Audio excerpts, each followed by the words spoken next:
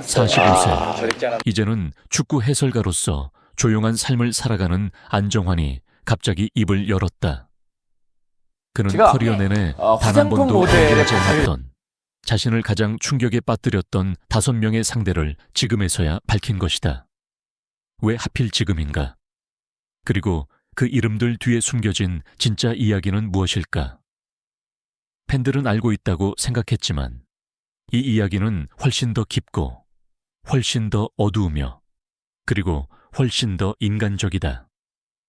스캔들, 배신, 그리고 아무도 듣지 못했던 백스테이지의 긴장감이 한꺼번에 드러난다. 아니 심각한 얘기하는데. 5명의 이름, 안정환 5개의 상처, 씨하고 저하고 그리고 절대 잊혀지지 않는 5순간. 그리고 그 모든 시작은 이 충격적인 고백에서 비롯된다. 그럼 9위부터 시작해 보겠습니다. 5위, 마르코 마테라치. 5위의 이름이 공개되자 스튜디오의 공기가 즉시 달라졌다. 안정환이 처음 언급한 인물은 바로 이탈리아 수비의 상징이자 악명 높은 터프맨 마르코 마테라치였다. 그의 이름은 그 시절을 기억하는 팬들에게 공포와 긴장을 동시에 떠올리게 한다. 안정환에게도 마찬가지였다. 이탈리아 무대에서 마테라치는 힘, 거칠기, 그리고 상대의 멘탈을 흔드는 심리전으로 유명했다. 볼을 잡는 순간 팔꿈치가 날아오고 등지면 스터드가 허벅지를 스쳤다. 그러나 안정환에게 진짜 충격이었던 것은 경기 중 행동이 아니라 경기 밖에서 들려온 말이었다. 인사이더들은 터널에서 마테라치가 일부러 들으라는 듯 모욕적인 말을 내뱉었고 아시아 선수에게는 절대 밀리지 않는다는 말까지 했다고 증언한다. 당시엔 카메라도 없었기에 기록으로 남지 않았지만 그 모욕은 어린 안정환의 마음에 깊이 새겨졌다. 가장 충격적인 순간은 어느 경기 후반 30분경 벌어졌다. 안정환이 박스를 향해 파고들 때 마테라치는 공이 아닌 그의 발목을 향해 위험한 태클로 돌진했다. 충돌음이 울리고 관중석은 곧 침묵했다. 심판은 경고만 주었다. 마테라치는 비웃음을 지으며 돌아섰고 안정환은 그날 후 처음으로 여기는 축구가 아니라 전쟁이라는 생각을 했다. 그 경험은 안정환에게 유럽 무대의 냉혹함을 일깨운 계기가 되었다. 축구는 실력뿐 아니라 상대의 의지를 꺾는 심리전까지 포함된 잔혹한 세계임을 그는 마테라치에게서 배웠다. 하지만 이보다 더 충격적인 인물이 4위에 있습니다. 4위, 나카타 히데토시. 4위의 이름이 공개되자 모두가 잠시 숨을 멈췄다. 안정환이 선택한 인물은 다름 아닌 일본의 전설이자 아시아 축구의 아이콘 나카타 히데토시였다. 그는 단순한 라이벌이 아니라 아시아 축구의 자존심들이 정면 충돌하던 상징적인 존재였다. 안정환이 기억하는 나카타는 기술적으로 완벽했고 경기 운영 능력은 유럽에서도 인정받을 정도로 뛰어났다. 하지만 진짜 충격은 실력에서만 오지 않았다. 인사이더들은 두 사람이 처음 이탈리아 무대에서 마주한 순간 나카타가 눈빛 하나로 우린 친구가 아니다 라는 메시지를 전달했다고 회상한다. 서로를 바라볼 때마다 묘한 긴장감이 흘렀고 그 분위기는 기자들도 느낄 만큼 차가웠다. 가장 충격적이었던 사건은 아시아컵에서 벌어졌다. 두 팀이 극도로 예민한 경기 흐름 속에서 맞붙었을 때 나카타는 안정환에게 들리지 않을 듯한 목소리로 오늘은 한국이 무너지는 날이다 라고 말했다고 한다. 그 한마디는 안정환의 심장을 얼어붙게 만들 만큼 차가웠다. 그는 그 순간 이 라이벌 관계가 단순한 경기 이상의 감정과 역사, 압박을 품고 있음을 실감했다. 하지만 진짜 소름 돋는 장면은 경기 후였다. 일본 선수단이 지나가는 복도에서 나카타는 조용히 안정환에게 다가와 오늘 너는 좋았지만 그게 충분하진 않았다고 말했다. 칭찬과 견제가 섞인 그 말은 안정환에게 묘한 충격을 남겼다. 존중과 경쟁이 공존하는 설명하기 어려운 라이벌 관계였다. 그리고 그는 고백했다. 나카타와의 경기는 늘 나를 성장시키면서도 동시에 압박했고 그래서 더 잊을 수 없었다. 하지만 진짜 소름 돋는 이야기는 이제부터입니다. 3위는 훨씬 더 충격적인 인물입니다. 3위 파울로 말디니 3위가 공개되자 많은 이들이 놀라움을 감추지 못했다. 안정환이 꼽은 인물은 바로 축구 역사상 가장 완벽한 수비수라 불리는 전설 파울로 말디니였다.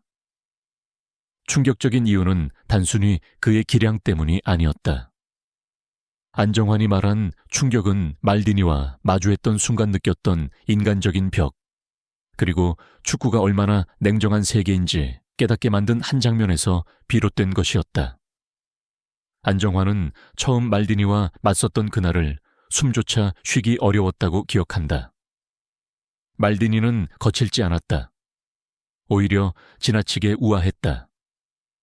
그러나 그 우아함이 상대에게는 더욱 압박으로 다가왔다. 그가 다가오는 순간 안정환은 공간이 사라지고 선택지가 사라지고 심지어 자신감마저 흔들리는 느낌을 받았다. 인사이더들은 그 시절 AC 밀란 훈련장에서도 말디니를 뚫는 건 인간의 영역이 아니다 라는 농담이 돌았다고 회상한다. 가장 충격적인 장면은 어느 경기 후반이었다. 안정환이 박스 근처에서 절묘하게 방향을 틀어 돌파를 시도했을 때 말디니는 마치 그 움직임을 이미 알고 있었다는 듯 정확한 타이밍으로 앞을 막아섰다. 부딪힘도 반칙도 없었다.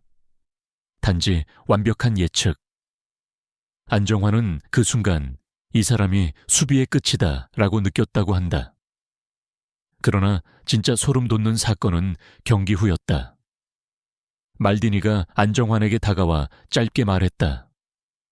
내 움직임 나쁘지 않았어. 하지만 한 박자 느렸어. 칭찬인지 혹은 냉철한 평가인지 모를 그 말은 안정환에게 깊은 울림을 남겼다.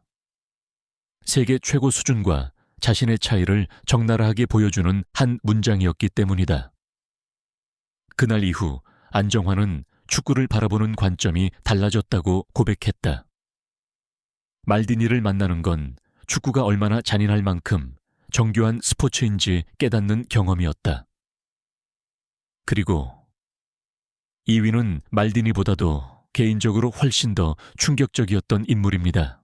2위, 홍명보 2위의 이름이 공개되자 많은 팬들이 예상치 못한 표정으로 놀라움을 드러냈다.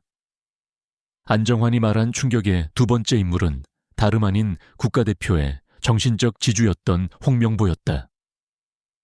외부에서는 늘 든든한 주장, 팀의 버팀목으로 보였지만 안정환에게 홍명보는 때로는 압박과 두려움, 그리고 잊을 수 없는 긴장감을 동시에 안겨준 존재였다.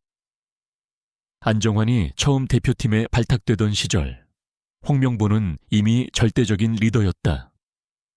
하지만 그 리더십은 부드럽거나 느긋한 방식이 아니었다. 그는 어떤 상황에서도 실수를 용납하지 않았고 자신보다 어린 선수들에게도 냉정한 눈빛으로 모든 책임을 요구했다. 인사이더들에 따르면 어느 소집 초기 안정환이 훈련에서 몇 차례 판단을 망설이자 홍명보가 조용히 다가와 대표팀은 실험하는 곳이 아니다라며 단단한 한마디를 남겼다고 한다. 그 말은 칭찬보다도 강한 충격으로 다가왔다. 가장 잊지 못할 장면은 대표팀의 한 평가전이었다. 안정환이 결정적인 찬스를 놓친 뒤 벤치로 돌아오는 그의 눈에 홍명보의 냉정한 표정이 들어왔다. 그 어떤 꾸짖음도 없었지만 그 무언의 압박은 오히려 큰 부담으로 남았다. 그는 그날 밤 잠을 이루지 못했다고 고백했다. 그 시선 하나로 내가 더 강해져야 한다는 걸 알았다. 그러나 홍명보와의 관계는 단순한 두려움만은 아니었다.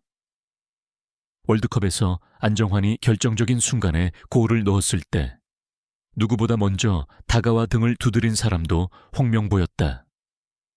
그 짧은 제스처는 그동안의 압박, 충격, 긴장감 모두가 결국 그를 성장시키기 위한 과정이었다는 걸 보여주는 순간이었다. 안정환은 말했다. 홍명보 형은 내게 가장 무서운 존재였지만 동시에 가장 고마운 존재였다. 그리고 이제 드디어 1위입니다. 내 커리어에서 가장 충격적이었던 단 한 명의 이름. 1위 프란체스코 토티. 1위의 이름이 공개되자 현장은 순간 정적에 잠겼다. 안정환의 입에서 나온 인물은 로마의 황제, 이탈리아 축구의 전설, 프란체스코 토티였다. 많은 팬들은 그를 우아하고 품격 있는 플레이어로 기억하지만 안정환에게 토티는 그 이상의 의미였다. 충격, 압박, 존경, 그리고 두려움이 동시에 존재했던 인물. 그가 꼽은 커리어에서 가장 충격적이었던 상대와의 정점이었다. 안정환이 이탈리아에서 처음 토티를 마주한 순간 그는 이미 느꼈다고 한다. 이 사람은 같은 세계의 선수가 아니다. 토티는 경기장에서 어떤 움직임이든 두세 박자 먼저 읽었고 패스 하나, 시선 하나만으로 경기를 지배했다. 하지만 안정환이 진짜 충격을 받은 것은 그의 존재감이었다. 인사이더들은 토티가 경기 전에 라커룸을 지나갈 때조차 주변 공기가 달라졌다고 기억한다. 선수들이 빈말로 황제라 부른 게 아니었다. 그는 실제로 모든 흐름을 바꾸는 힘을 가지고 있었다. 가장 강렬한 기억은 어느 경기였다.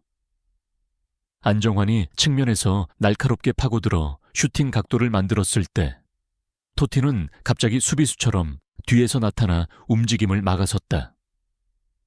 그는 미드필더였지만 그 순간만큼은 완벽한 수비수였다.